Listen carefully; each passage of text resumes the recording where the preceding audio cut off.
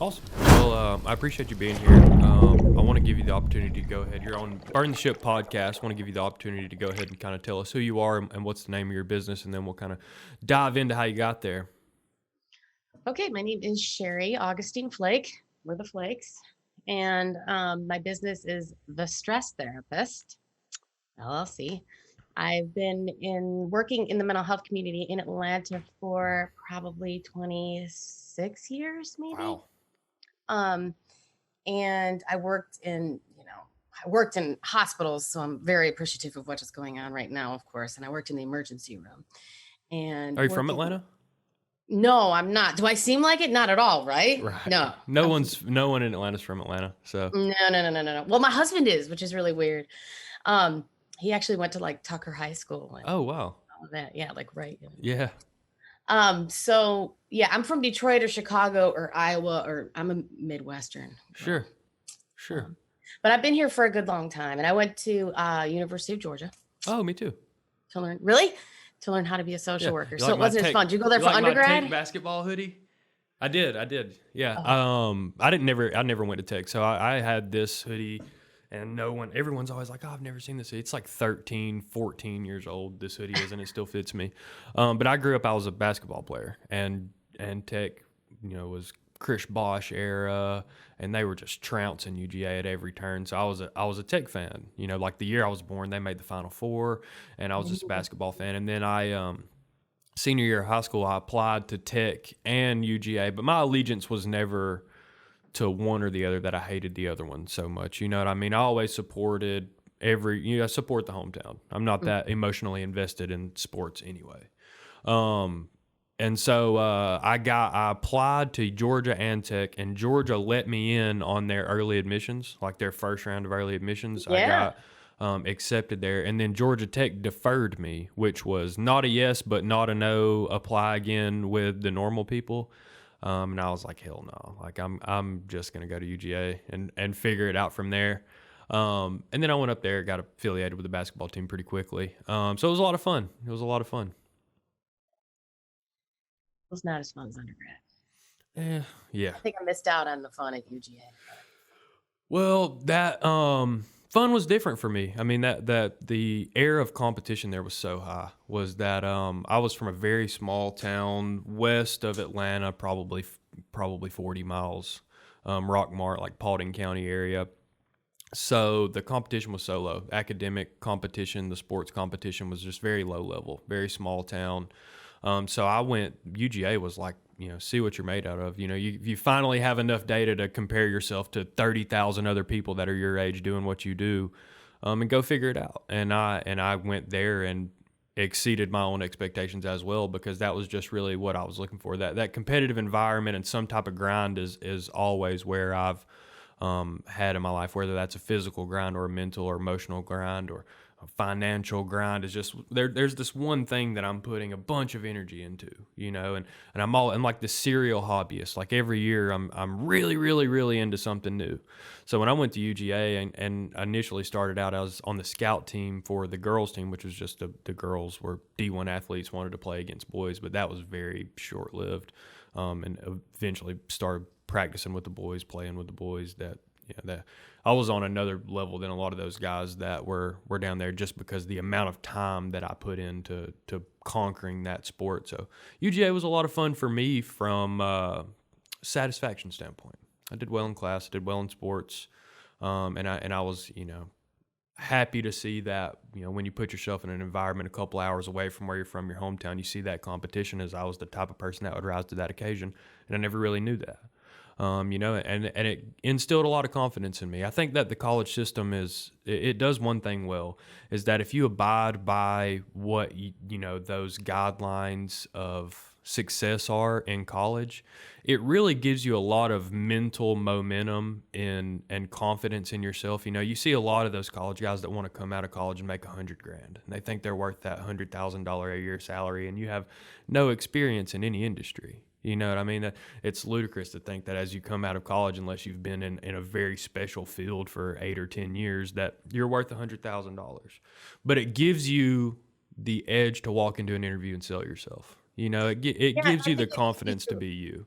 Yeah, I think it also teaches you about time and life management. You just don't get that when you're at home in high school and things like that. You just don't get it. So tell me kind of, I want to talk to more about your business. I think that what we were just talking about is very related in managing stress, managing time, and everything. And I kind of want to look at it from a couple of different perspectives. I want you to explain to me first, kind of what is your product and how does that loop work for, as you're acquiring a client, what does that service look like? And when they leave, what is the hope that, what is the resolution there? Well, I mean, it really depends on the individual. What's cool about doing individual, whatever you want to call it, counseling, coaching, psychotherapy, um, is that, you know, yes, I'm an expert at a couple of things and I kind of leave the rest. I teach people how to get better at stress, get and stay motivated and stop procrastinating while they work on healthy habits and happy living. That's my short like answer to what I do. And that can look really different for so many people. And so what's really cool about that is it does leave it open for a diverse, look at clientele, but also it's tailored to what they need. I have some people who only call me when they're in a crisis. They use me like you would a family practitioner when you're sick. I have some people who I see every week. I have some people that I see once every 3 weeks, which is kind of weird. I have some people who only want, hypnotherapy to reduce stress. Other people want very practical guidelines in managing their day and how they do it. Um, I think there are a lot of misconceptions about stress, and I think there's a lot in psychoeducation about your brain and what's going on in your brain that can kind of give you the upper hand so you enjoy your life. The goal is not to get rid of stress. People who have low levels of stress, people who report really low levels of stress, also report really low levels of happiness. So if you ain't stressing, you ain't living, you know. And also to your point, practice makes better. And so if you're honing in on one thing, or if there's one thing that you really want to do, a lot of my clients come to me because they want to do one thing. They want to make one habit. They want running to be a habit again. It used to be, or they want to finish their dissertation, or they want to write a novel, or they want to open a business. They want to make something habitual, and they don't know where to go or where to start. And honing in on that one thing, you know, it it's quite amazing because even even if you decide I'm not going to write a novel, forget it, it's too hard, I already tried, I've tried this, I've tried that, I've tried this, your desires don't give up on you even if you give up on them. For sure. So you really have to decide to face yourself, and otherwise it's going to be like this forever, and you're not going to lay on your deathbed and say, I should have put more hours in the office, I should have worked out harder in that workout or whatever. Sure. You're gonna want to do that thing that you want. And so a lot of what I do is so rewarding because I'm teaching people how to do whatever it is that they want to do. Sure. Sure. Um, So that it looks like that, like kind of trimming the fat out of what you want to do in order to make a more streamlined effort toward, what you really want seems to be kind of that recurring theme there. yeah, and Are the what's interesting about it really is that most of the time it's laying off of it. Sure. And it's, all of my clients have to have some practice of silence. So most of my, all of my clients have to learn how to meditate and spend time doing that each day. The benefits of that are so profoundly good and backed up by so much science that I see it as an ethical obligation to make sure that I spread that to everyone. So a lot of I do a lot of meditation classes now. They're all on Zoom. I used to do meditation retreats, which were really fun, and classes in my office, which I really miss my office. Um, but so that's kind of what it looks like to see me. It's a different kind of therapy. I'm talking. I want to teach you exactly what's going on in your brain. So when it happens, you can go, oh, that's what's going on. Right? That's not me. That's my amygdala freaking out, or that's this or that, or my downstairs brain. And I make it very easy for people to sort of map out their brains and see what's going on so they can get the upper hand, you know? Yeah, you originally mentioned like hypnotherapy. I see some oil back there behind you. What are some of those methods for kind of getting to that place where you want to be able to have people understand their brain? Do you kind of have some a la carte services? What Yeah. are several of those, those different exercises or activities that are leading, people to this place? I don't I don't do a la carte services. People don't come in just for hypnotherapy and then leave and I don't see them again. I used to do that. Now I use whatever method and resource that I know really well and I know that works with my client and if it's individually going to work out for them. So hypnotherapy might come into that. I like hypnotherapy because it works. That's about as frank as I can put it. It's not about suggesting suggestions to them, but if someone who know, likes and trusts me already, I can talk to that part of their brain that's not motivated. I can talk to your logical brain, your prefrontal cortex, and we can totally hash out why it's important that you start your playing the guitar today if you want to be in a band. But if I can talk to that part of your brain that doesn't understand English so much, it's quite amazing. And so that's why I use it. It works. I use whatever method that I feel comfortable using that I think might work to make your life better. Sure. And a lot of it's not so much like my New Year's resolution this year was not to get more done. It was to have less to do. Okay. I think it's time that we sort of face I don't have to do every single thing. And when I'm done, it's like we hurry up and get up and then we hurry up and have coffee and then we hurry up and work and then we hurry up and finish and then we hurry up and go to the grocery store, hurry up and eat so we can hurry up and read this book or watch this show or do this thing with this person or be with these people. And then we hurry up and go to bed so we can hurry up and do it again. Like, where are you going? A lot of it is realizing you're already there. Nothing's going to happen in the future. It happens now. Nothing's ever happened in the past. It happened right now. And the reason why people say things like, oh my gosh, this year flew by, or now look at my baby, she's so big, can we stop the time, and things like that, is because they weren't there. We have to learn how to be there. And I just, there's I think it's one of the New York magazines, but they want me to give a quote on why it's hard to focus right now. Why it's hard to focus right now is because the New York practice Times makes better, right? All we practice is this. I don't know where my phone is. So my kids call me a boomer when I say that, but I don't know where it is. But and what do they know? I'm not a boomer, okay? My parents are boomers. They don't even get it, right? Okay. I mean, I'm 250 years old. I look amazing. I agree. I agree. I don't know where my phone is, but what we practice is looking this up and getting more dopamine rushes and looking at this game and finding more news. And that's not enough. And we got to keep looking. And so then we go to Facebook and then we look at Instagram and our brains are never idle. And when your brain is idle is when you come up with the best ideas. Okay, so I'm a boomer. I'm a horrible parent. My kids hate my guts. They don't have phones. They're not allowed to play video games. I know I'm going to mom hell or whatever for it. But every time we have this argument about it, then they come up and they're like, we made a spaceship out of this cardboard box. I'm like, that's badass. You know what I mean? Yeah. Like, there's no way they would have done that if they had a phone. Okay. How old are we your don't kids? allow our brains to be idle. You know what I mean? We're constantly going and doing. What did you say? How old are your kids? 9 and 11. Oh, cool. You got me by a couple of years. Mine's about to be 4. Oh, 4 is so good. Yeah. You're going to love 4 because 3 blows. Right? Yeah.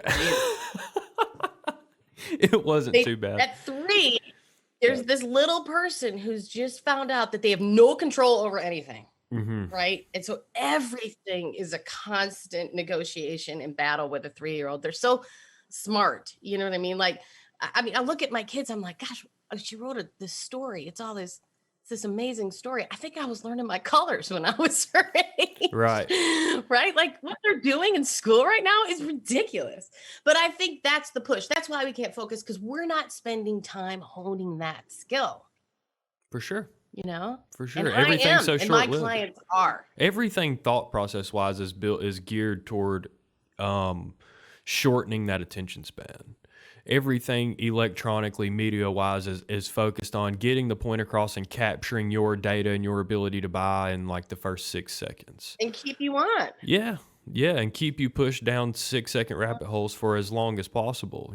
Time on the screen is very valuable to a lot of the technology companies that honestly drive a significant portion of the market that we take advantage of.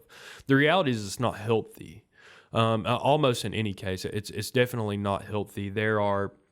I was actually just talking to a friend of mine named Keith who was talking about the business owner that goes to bed at night and is in a panic, is rolls over on their side of the bed and feels alone, the inability to sort out their thoughts and separate home from work and really differentiate their different type of stresses and how to utilize those to accomplish what they want to accomplish. It seems like your solution is more focused on breaking down what those thought processes actually are, rather than his solution is very focused on what is the root of the problem. You know, what you think your problem is isn't always your problem, and he kind of Yeah. positions it a different way. That solution is I made a think that's different way, really and he's helpful. specifically hypnotherapy. That is specifically his area of expertise. Actually, is hypnotherapy, and you'll forget more than I'll ever know about hypnotherapy probably, but his the way that he describes it, that breaking down those walls of anxiety in your life, is the reason that we had him on in a similar way that you are now. Tell me, what is that person that you're looking for? How would you identify that person that is a viable prospect to, come to you and sort out these issues that they're having in their thought process and the inability to understand really what's going on in their brain when they feel the way that they feel? You mean an ideal client type Yeah, of thing? Okay. Well, that guy who wakes up in the middle of the night and can't sleep or anything like that is usually an ideal client for me. I teach a lot of sleep hygiene, and one of the things I would say before I answer your question, I feel it important to address that person because I think that's happening with most of us at least sometimes.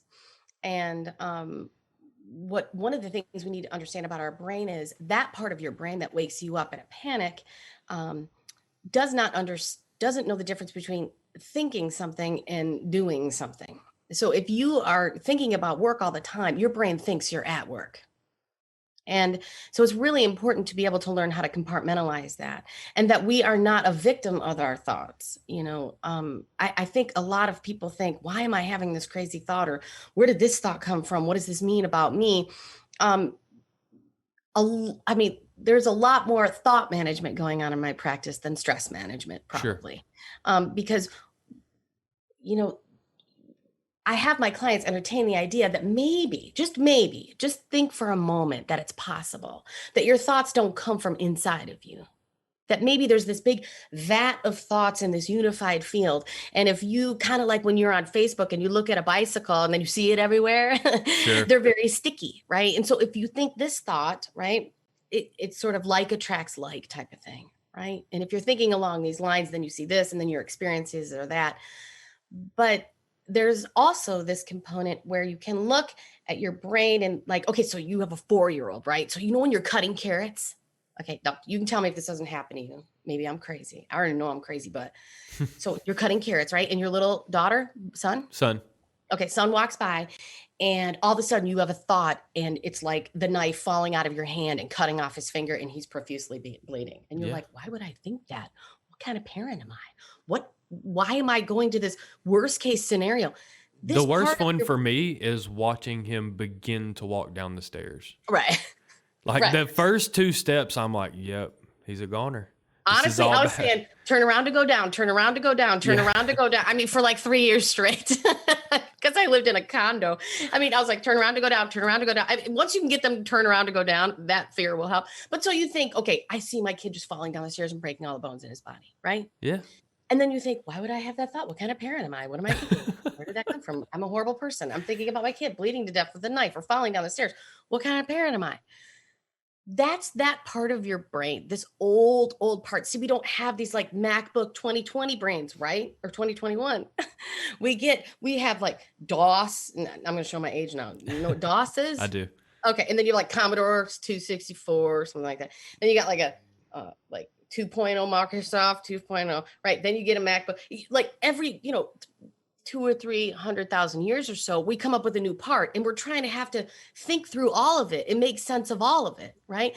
And DOS does not speak to a MacBook 2021. Okay. So it speaks in pictures. Sure. Okay. Sensations. That's it. That's all it's got is pictures and sensations. So it sends up a picture of a kid falling down the stairs, right? And all it means is, hey, Bailey, stairs are dangerous. Don't forget. That's all it means. We put so much meaning to this and so much meaning to that. And sometimes it's just our brains helping out. Hey, there's a stair there. There's another one. Don't fall. Yeah. Right. And we do want those things to be automatic. And rather than ruminating on the thought, I teach my clients to recognize and be like, "Oh, thank you. Okay, I'm good. I don't need to see a bloody whatever. Sure. Okay, I can move on." And so an ideal client for me is overwhelmed, feels like they're not doing what they wish they were doing. Sure. Tell me Feels a like little they bit usually more. describe it as just totally stressed out. And so most of my services are one-on-one counseling services. So tell me more about what you mean when you say thought management, because the picture that you paint for me there with that, when I think of that thought coming into my mind, are you, and one thing that I've learned is that you are not your thoughts. You know, your identity is not made up of what your thoughts are, because my brain, I describe it like this. Forgive me if you're listening to the podcast and you've heard me tell it like this one of the 17 times I've said it before, but my brain is like, you know, a 900 horsepower engine in an 85 Fox body Mustang, and I'm at a red light, and I only know how to go from all the way off the gas to all the way on the gas. And when you go all the way off the gas to all the way on the gas, you sit still. You're spinning your tires eternally forever. So when I think thought management, it's how do I create this lineage to get me slowly down the path that I need to be going, and then I can hit the accelerator.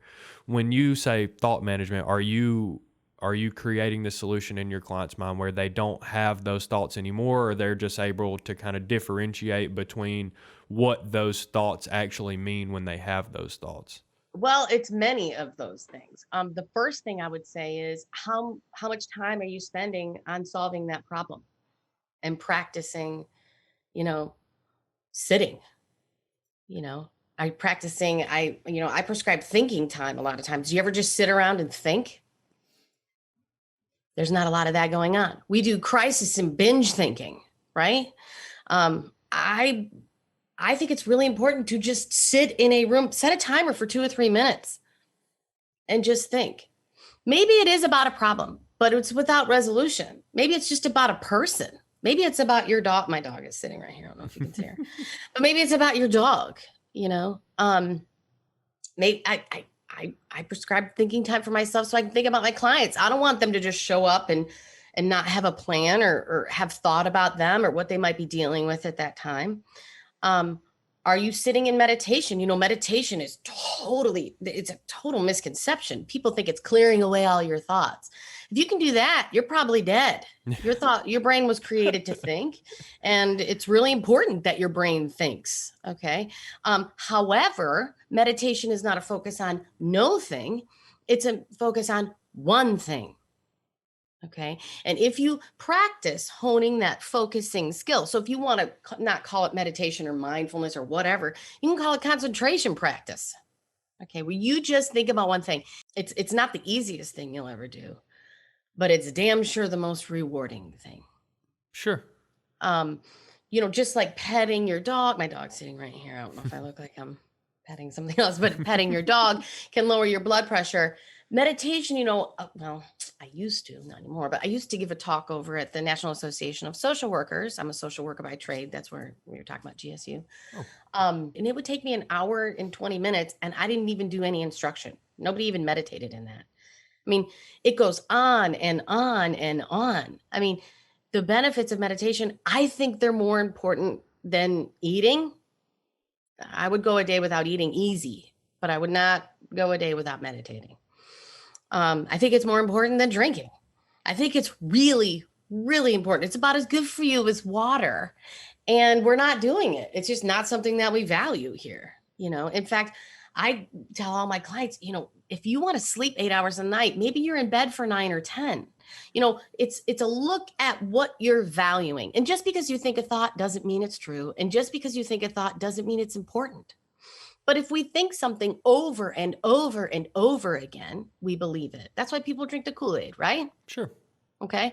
And it doesn't matter if it's true or not. It just matters if you think it enough. right? And so it's changing those ideas um, with a new habit, and that's why a lot of my practice is, it looks sort of branded or marketed as, the New Year's resolutionist mistake. I'm very busy at this time of year. People want to talk to me about New Year's resolutions. By January 20th, they're pretty much all gone. And talking about how that's different and nothing magical happens on January 1st. And even though you decide you're going to do this thing every day, your brain's going, I'm not going to do that every day. It's already decided that's not going to be happening. And how you can sort of beat that a little bit. But it's a new habit. It's a new way of thinking. And you can go from, the reason why I'm in this business, like if my husband had my job, he would be the biggest fraud. If he was any more laid back, he would be in a coma. Okay. The guy, nothing gets him riled up. He's never been in a hurry. He does not give a shit. He is laid back. Okay. And opposites attract and stay together. That's why it works. But I will tell you, he's a lawyer. Okay, which is probably shocking to most people. He's the most chill lawyer you will ever meet, right? The reason why I'm doing this is because I get it, man. I was the most stressed out person you ever met. I was freaking out. And if I can do this, then you can do this. And I used to be constantly disappointed, constantly upset. I used to, before I had kids, I kind of lived an entire life and then got married and had kids. But I was, kind of working as a pop star. So I had to run this little business, this little music business, right? Alongside with my private practice, And I'll get mad at my guitar player and call her up and be like, ah! I had no, no wait, no pause, just compulsive thinking, constantly spinning, insomnia, Diet Coke drinking, crazy person, like stress, and now I'm that like aspartame. Yeah. And I get a call. Now I get a call and I'm like, well, first of all, I have a little bracelet that says, what would Andrew do? That's my husband. Okay. So I got to rethink it. Okay. I got to chill a little bit. What would Andrew do? Because he would handle it so much better. Okay. 9 times out of 10. And you start to learn that if what you're thinking over and over you believe, and what you believe you become, and what you become over time, your personality creates your personal reality, you begin to realize that you have a lot of power, way more power than you thought, right? And that if you get really disappointed, which I've been in the music business, no one's more disappointed than in the music business. And we had just enough success to have a lot of fun, right? Sure. But you start to learn disappointment is a waste of time. And I can say that to you and we can conceptualize it and you could say, oh, but something's always better around the corner. But after a while, if you start thinking, holy shit, if this didn't work out, I can't believe what cool thing is going to happen next. It's going to be better than this. For sure. Okay. What if you start thinking that over and over and over? Then you're living it. So you can imagine what it's like to be friends with me. My friends are like, oh, you're so annoying. Because I'm like really positive. I'm happy. You know what I mean? Like I have to check. They're like, oh, you know what I mean? Because I have to check in with them and be like, do you want me to be like Cheri? Or do you want me to be like Cheri right now? Right? And how you could change it. Because honestly, just because you think it this way, well, that's just the way I think. My aunt used to say that. That's just the way I think. It's just the way I think. And we think we can't change. And if you can't change, then I wouldn't have a job. Sure. Okay. I'm telling you, you can change. And that's why it's so exciting. And you start to think, oh my gosh, maybe this isn't good. Maybe this isn't bad.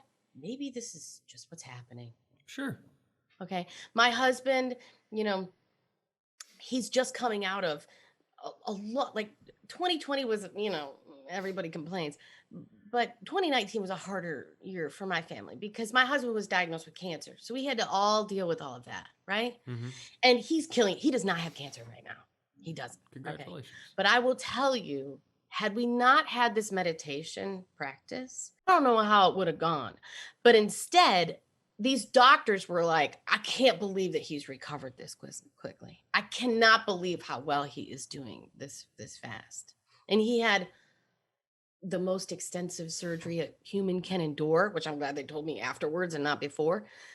And he was like, and they're like, he's gonna be in the hospital for 9 days. He was in the hospital or in the ICU for 2 days. He's gonna be in the hospital for 2 weeks. He was in the hospital 3 days. I'm just saying, and there with all the oils and the bullshit and the Buddhas, there might be a little something to that. When me and my kids all came down with COVID, don't get that shit. It's awful. I don't recommend getting it. Totally avoid it. But when we all got it, I thought all those prayers that my husband, who's recovering from cancer treatments, doesn't get it, really wish I would have included myself in those, right? Like, why That's didn't I funny. mention me and the kids? Because he didn't get it. And he was with us.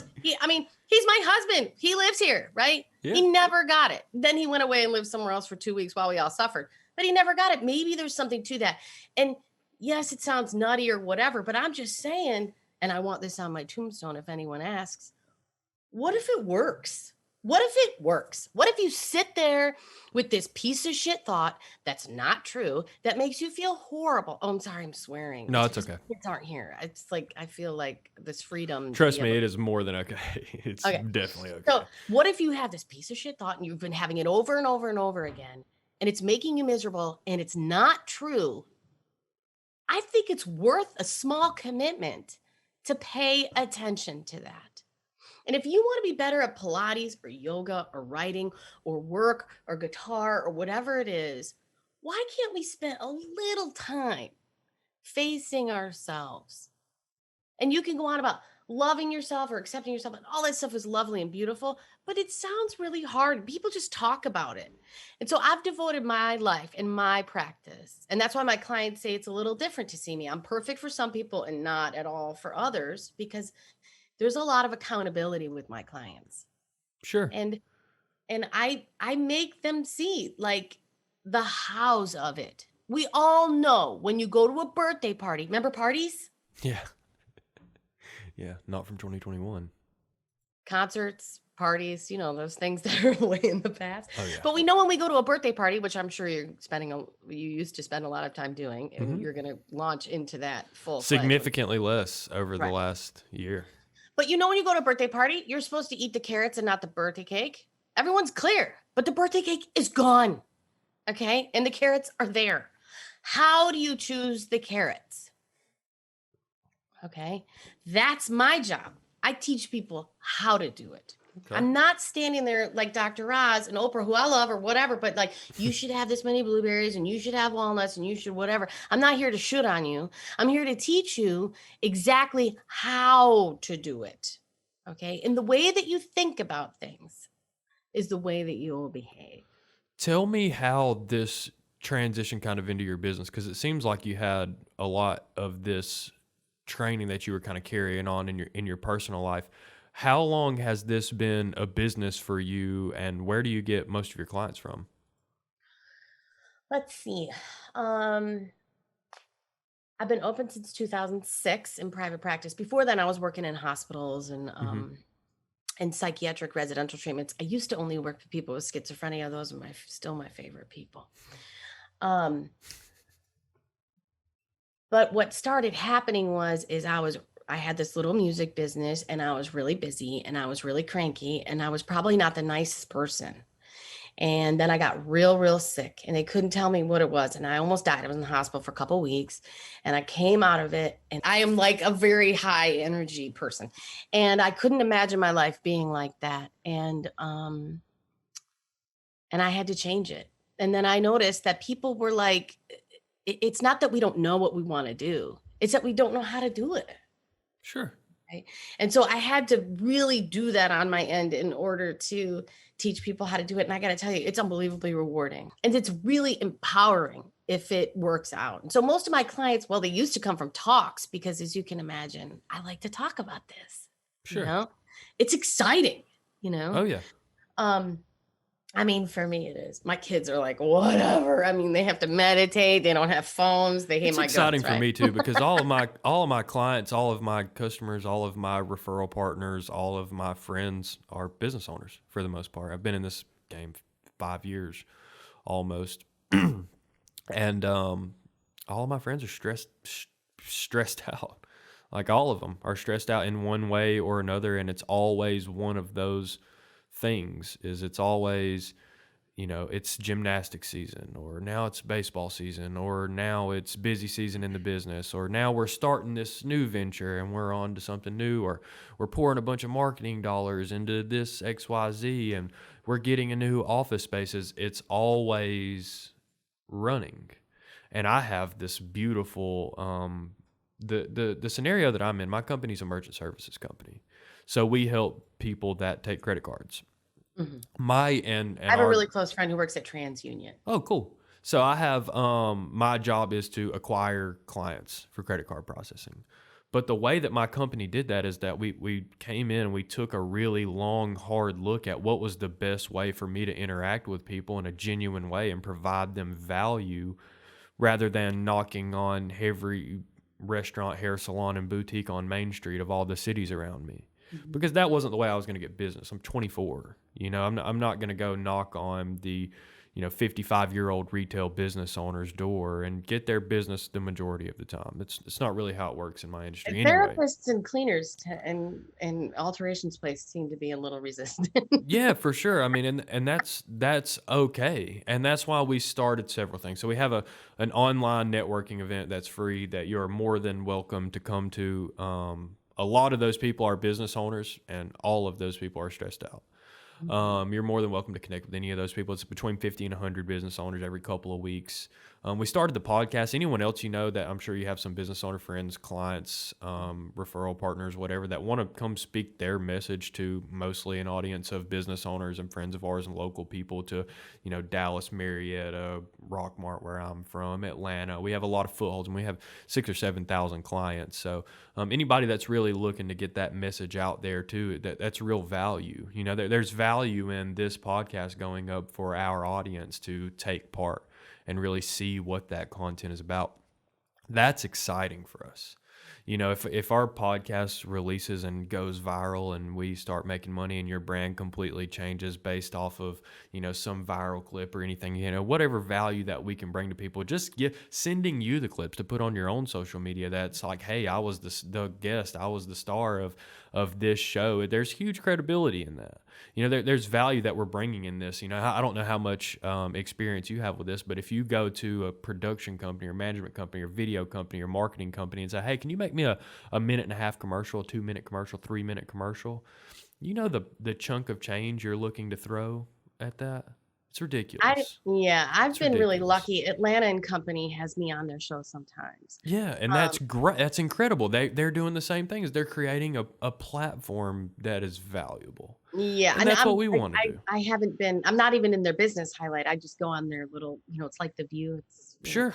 talk or whatever. Sure, yeah, but and there's so I've gotten value in to- your own personal brand is equally as strong as the brand of your business. Though, you know what I mean, is that credibility that you see, even if it's not directly related in how many clients you get, you become more well versed in your business. You've told that to a different audience and received that, had a different interaction with you and I hope to continue to be able to push you clients, push you referral partners, introduce you to people that are in a similar space as you that can help you drive your business to the place that you want it to be. Because I think you have a real product. I think you have a real platform and a real training and a real methodology to what you're teaching people and how they use their brain. And those people, as they improve their brain and cycles, and we make connections with those people as well, it's gonna be nothing but a win for your business, a win for my business, and a win for those people that we're both trying to bring value to. So it's exciting to me. I appreciate making your acquaintance today. We've been on here about 40 minutes, I believe. We want to keep them around that time frame. So more than happy to do, a part 2 of this in the future and continue to talk about how your business is advancing. And maybe we do dive into one specific area and we really exhaust that topic for people that are interested about something specific or an area of expertise that you may have. And we do a little series about that. But tell people how they can reach you. If they're looking for your product, if they're looking to get a hold of you, if they want to do a one-to-one, if they have something for you, how do people get a hold of you? How do they contact you? What's your website, stuff like that? My website is thestresstherapist.com. And on Facebook, it's The Stress Therapist. And on Instagram, it's The Stress Therapist. Okay, cool. And I do free meditation classes about once a week. And you can get them on Zoom or come on Facebook Live or whatever, or even look at my little boy went to all kinds of trouble to get it on YouTube. So it's all up there too. Cool. We'll link some of that. I'd love to come back and talk about meditation or teach you how to do it. You want to do it? Yeah, for sure. You should come in office. You should come in our office. We'll definitely let you. I'll do it. I already had COVID. I can't spread it. We did too. I did. Well, most of us have. I did. And I agree with you. It kicked my ass. I am 24 years old and super healthy, and I work out a lot, and it destroyed me for 6 days. My dad is a stud. Okay, my dad is about to be 46. My dad is 190 pounds and lean and shredded and hasn't eaten fast food in 4 years. Like, my dad is a stud. And like 16, 17 days in, just whooping his ass, lost weight. Yeah. I I'm still older can't than smell. your dad, and I you know? gotta tell you, I was not prepared for the psychologicals. No. I'm No. not. I'm really glad I had that experience, because Dude, it I really helped started me relate getting to my better clients a little more. when I started going and sitting outside in the sun. Mhm. I started to improve.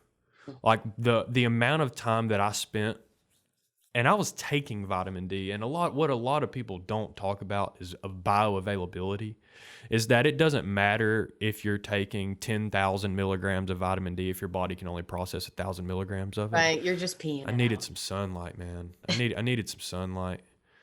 I needed to move around.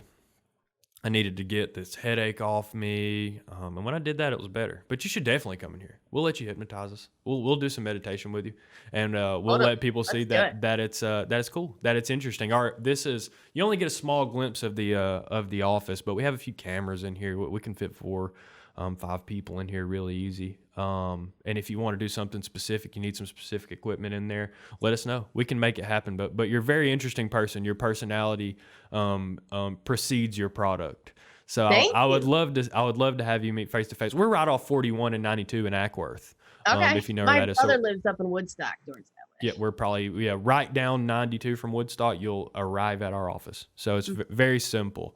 So we definitely need to put some time on the calendar to do that as well. Let you come in here and check out the office and see kind of how. Yeah, for sure. I want your listeners to know how to meditate. It's the simplest. It's the simplest thing. It might not be the easiest thing, but it's super simple. Yeah, let's do that in the next couple of weeks. I'm very interested in that. I'm very interested in learning myself. I'm going to check out some of your stuff on YouTube and everything like that. We'll link some of that stuff with the video as well when it gets released. That would be great. Cool. Well, I appreciate you coming on today. This is the Burn the Ship podcast, where we hear from business owners that have went all in, burn the ship. Have you heard that phrase before? Burn the ship?